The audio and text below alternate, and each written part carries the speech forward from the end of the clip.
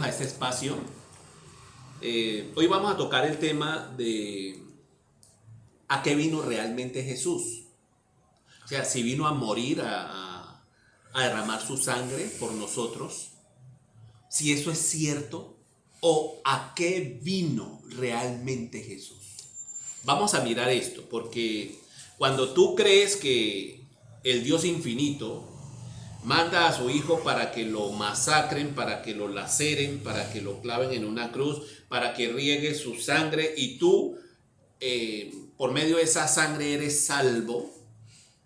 Entonces es algo como extraño, porque tenemos que entender la forma de ser del Padre, la forma de ser del Dios eterno. Y miremos que Dios no es Dios de sacrificio, pero nos han hecho creer de un sacrificio, de un hombre que lo cuelgan en un madero, en una cruz, y que al regar su sangre, tú eres salvo. Es algo extraño. Yo desde niño nunca entendí esto, nunca lo procesé cuando me decían esto, porque no podía entender esa parte. Porque miren que no es lógico, y vamos a verlo por qué. Vamos a Jeremías 7:22. El infinito creador no es Dios de sacrificios. Recuerden que en la Biblia hay bien y hay mal. Recuerden, hay dos filos. Entonces tú tienes que buscar el tesoro escondido en la Biblia. El tesoro escondido, la perla, para que puedas discernir entre el bien y el mal. Jeremías 7:22 dice: porque no hablé yo con vuestros padres, ni nada les mandé acerca de holocaustos y de víctimas, matar animales. Y holocausto es quemar animales en un altar. El día que los saqué de la tierra de Egipto, aunque una entidad negativa le pidió sacrificio u holocausto a Abraham para que le quemara a su hijo en el altar. Bueno, entonces Dios no manda holocaustos. Recuerden esto. Vamos a Isaías profeta. Recuerden que Pablo dice: edificados sobre el fundamento de apóstoles y profetas, de Isaías a Malaquías, porque no estamos bajo la ley o los libros de Moisés, sino bajo la gracia.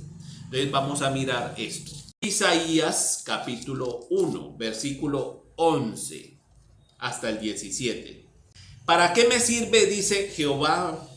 Aquí pondríamos entidad positiva, porque este es hijo de Dios también. Jehová bueno es hijo de Dios. Algunos no creen que hay dos Jehová. Recuerden que la Biblia es una copia de las escrituras sumerias, y ahí nos habla de Enki, el bueno, y Enli, el malo. Son dos hermanitos, siendo Enki, Jehová bueno, y Enli, el Jehová malo. ¿Correcto? O Satanás. ¿Para qué me sirve? Dice Jehová. Recuerden que Abraham era sumerio, ¿no? Y tenía estos conocimientos. Los sumerios son los que nacen en Mesopotamia. Y recuerden que Nabucodonosor era de Mesopotamia, Babilonia. Y cuando metieron a los muchachos hebreos al horno de fuego, vino una entidad, un ángel, que impidió que ellos fueran quemados. Entonces Nabucodonosor dice: metieron a 3 muchachos, ¿y por qué veo 4? Y el cuarto es como el hijo de los dioses. Ellos ya conocían a estas entidades, conocían a estas razas, y Nabucodonosor lo identifica como hijo de los dioses, porque ellos son sumerios. Nabucodonosor era sumerio, Abraham era sumerio, y de Sumeria fue que nacieron los hebreos, porque ellos son descendientes de Abraham. Y ellos tienen estos conocimientos. La Biblia viene siendo una copia de las tablillas sumerias, Enki y Enli. Entonces, vamos a leer el versículo 11. ¿Para qué me sirve, dice Jehová, la multitud de vuestros sacrificios? Hastiado estoy de holocausto de carnero, de cebo de animales gordos. No quiero sangre de bueyes. Entonces, nunca le pidió a Israel, la entidad positiva, carne, sangre de bueyes, ni de ovejas, ni de machos cabríos. ¿Quién demanda? O sea, ¿quién pide? ¿Quién demanda esto de vuestras manos, cuando venís a presentaros delante de mí para hollar mis atrios? no me traigáis más vana ofrenda. Entonces el sacrificio de animales era vano, no era aplicable, no era funcional, es vano, algo que no tiene valor. El incienso me es abominación, luna nueva, días de reposo. Cuando vimos los mandamientos de Dios y los mandamientos del diablo, ustedes se dan cuenta en esto. El convocar asamblea no lo puedo sufrir, son iniquidad. Iniquidad es pecado, chicos y chicas. Vuestras fiestas solemnes era pecado. Todo lo que hacían era pecado. ¿Por qué? Porque se volvían criminales, matando animales por sus pecados, por sus equivocaciones, y el animal no tiene la culpa de que tú cometas un error. Es como si tú mataras a una persona, porque ahora vamos a ver que matar a un animal es como si mataras a un hombre. Mataras a una persona porque tú te equivocaste. Me equivoqué. Fíjate, le menté la madre a este tipo y ahora tengo que matar a mi vecino para hacer la expiación. Es como si mataras a un hombre. Más adelante lo vamos a ver. Versículo 14. Vuestras lunas nuevas y vuestras fiestas solemnes las tiene aborrecida mi alma. Me son gravosas. Cansado estoy de soportarlas. Cuando extendáis vuestras manos, yo os esconderé de vosotros mis ojos. Asimismo, cuando multipliquéis las oraciones, ya no oiré. Llenas están de sangre vuestras manos. Porque es que mataban animales y la entidad positiva nunca le pidió eso. Pero la entidad negativa sí. Sigamos leyendo. Lavaos y limpiaos. Quitad la iniquidad de vuestras obras. O sea, era pecado matar. Es pecado matar. Sigue siendo pecado matar. Quitad la iniquidad de vuestras obras delante de mí, de mis ojos. Dejad de hacer lo malo. Aprended a hacer el bien. Buscad el juicio. Restituid al agraviado. Eso es lo que quería la entidad positiva. Haced justicia al huérfano. Hablando del diezmo para viudas, huérfanos y extranjeros. Deuteronomio capítulo 14, el verso 29.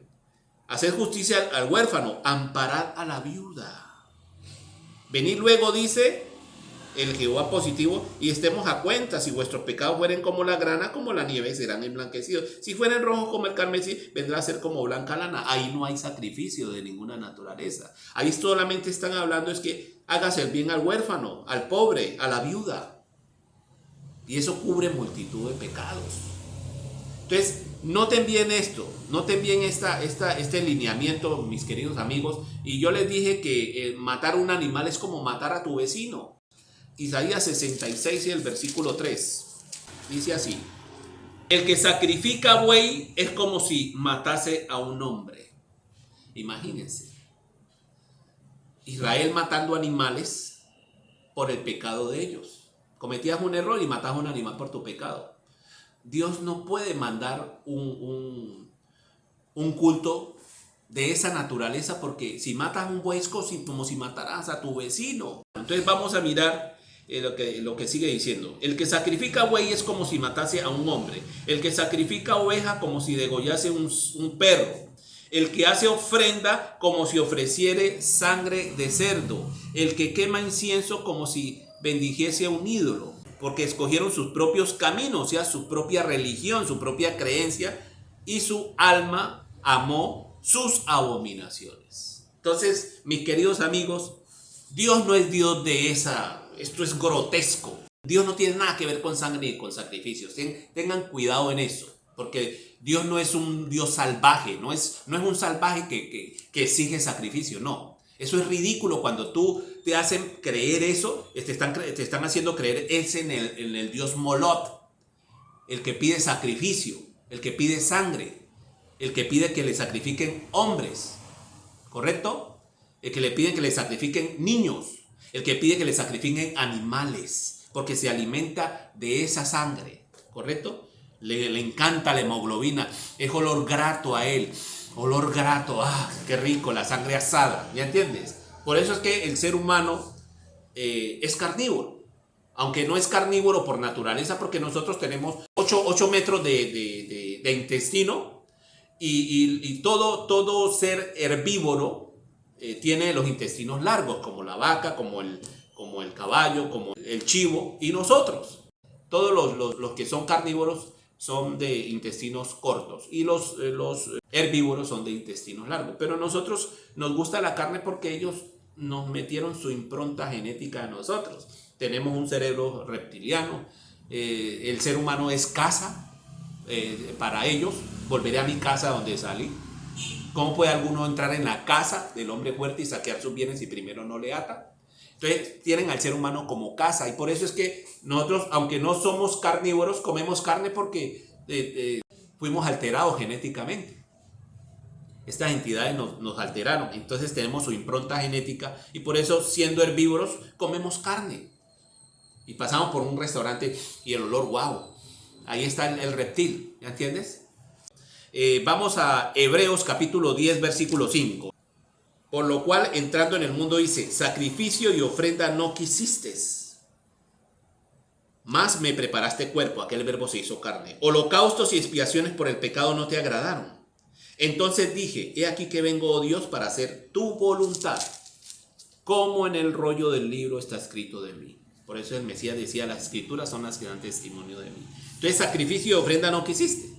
Miren, mas me preparaste cuerpo. Pero te hacen entender a ti que Dios manda un sacrificio humano y su sangre es que te limpia. Eso es grotesco y también es ridículo. Ahora vamos a ver para qué realmente vino Jesús a esta tierra. Vamos a mirar otro texto en Mateo 12, el versículo 7. Recuerden que Pablo también dice en otra parte: porque la sangre de los toros y de los machos cabríos no pueden quitar los pecados. En Hebreos 10:4. Entonces Dios no puede mandar un culto inoperante que no puede quitar pecado. Entonces Dios no mandó eso grotesco, porque no es un criminal, ¿entiendes? No va a condenar a un animalito por tus errores. Vamos a mirar Mateo 12 y el versículo 7, lo que dice el Mesías respecto a los sacrificios. Dice, él está citando ahí Oseas, ahorita vamos a mirar ese texto. Mateo 12, versículo 7, dice: si supieses qué significa misericordia quiero y no sacrificio, no condenarías a los inocentes. La oveja, el buey es inocente, pero los mataban, porque dice: si supieras qué significa misericordia quiero y no sacrificio. Porque Dios no quiere sacrificio. Vamos a Oseas capítulo 6 y el versículo 6. Dice así: porque misericordia quiero y no sacrificio. Es lo que le cita el Mesías a los fariseos. Y conocimiento de Dios más que holocaustos. Entonces grabémonos en el conocimiento de Dios. El conocimiento de Dios. ¿Por qué Dios hace énfasis en el conocimiento y no en un sacrificio? Vamos a mirar por qué. Juan capítulo 18. ¿Para qué vino entonces realmente Jesús? Pongan cuidado a esto. Recuerden lo que dice Oseas: conocimiento de Dios más que holocaustos.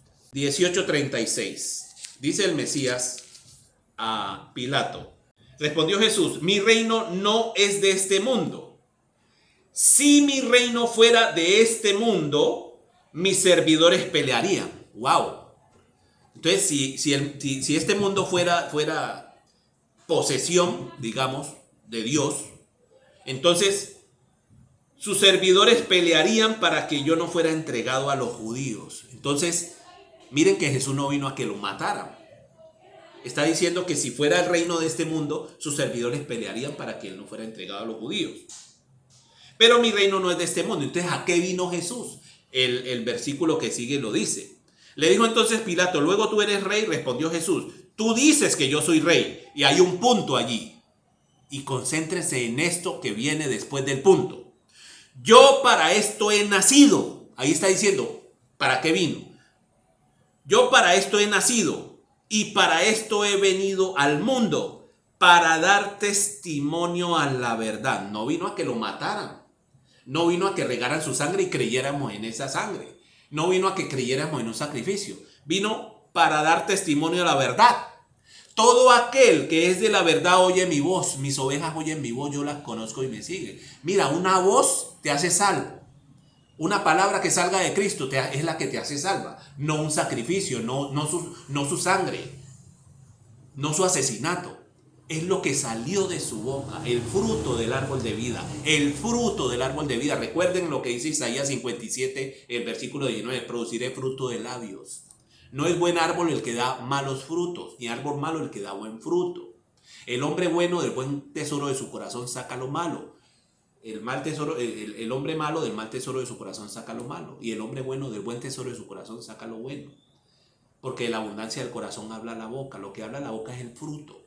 Es lo que te hace salvo, mi querido amigo, la verdad. Vamos a mirar otro texto.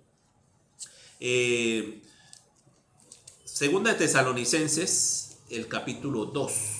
Vamos a leer el versículo 10 al 12. No crean en una religión diseñada por romanos para que creamos en su paganismo, sino que concentremos en lo que dice la Biblia, o sea, el espíritu de la Biblia, no la letra que te mata. Segunda Tesalonicenses 2:10 dice, y con todo engaño de iniquidad, recuerden que tuvimos el tema de engaño de iniquidad, que el engaño realmente es el pecado. Con todo engaño de iniquidad para los que se pierden, los que están engañados están bajo el pecado. Son los que se pierden. Por cuanto no recibieron el amor de la verdad para ser salvos. ¿Qué es lo que te hace salvo, mi querido amigo y amiga? La verdad. La verdad es lo único que te hace libre. Mira cómo pasas de muerte a vida. Cuando estás creyendo mentiras, cuando estás creyendo basura diseñada por una élite mundial, ¿ya entiendes? Roma, que te enseña a creer en sacrificios de sangre, ¿correcto?